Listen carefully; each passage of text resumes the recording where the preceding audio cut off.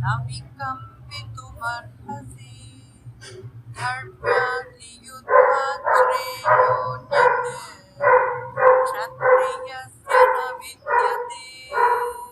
అంతేకాక నీ యొక్క క్షత్రియ స్వధర్మమును అనుసరించి నీవు చెలింపరాదు. నిజానికి ఒక క్షత్రియుడికి ధర్మ పరిరక్షణకు యుద్ధం చేయటం అనే దానికన్నా మించిన కర్తవ్యం లేదు. స్వధర్మం అనేది వేదాల అనుగుణంగా ఒక వ్యక్తి చేయవలసిన విధి.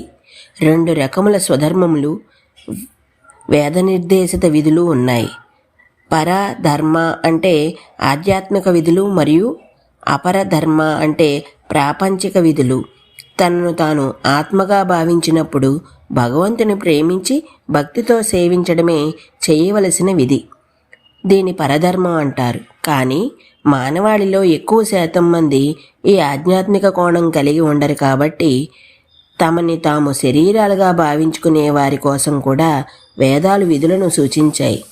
ఒక వ్యక్తి యొక్క ఆశ్రమము మరియు వర్ణము అనుగుణంగా ఈ ధర్మాలు నిర్దేశించబడ్డాయి.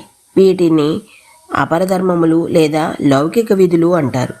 భగవద్గీత మరియు వైదిక తత్వాలను అర్థం చేసుకునేటప్పుడు ఆధ్యాత్మిక విధులు మరియు ప్రాపంచిక విధుల మధ్య ఉన్న భేదాన్ని గుర్తుంచుకోవాలి.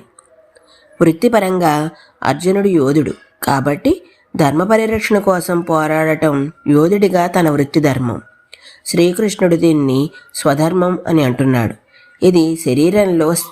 ఇది శరీర స్థాయిలో సూచింపబడిన విధి. ఈరోజుకి ఇక్కడితో ఆపుతున్నాను. మిగతాది రేపు చెప్తాను. అంతవరకు ధన్యవాదాలు.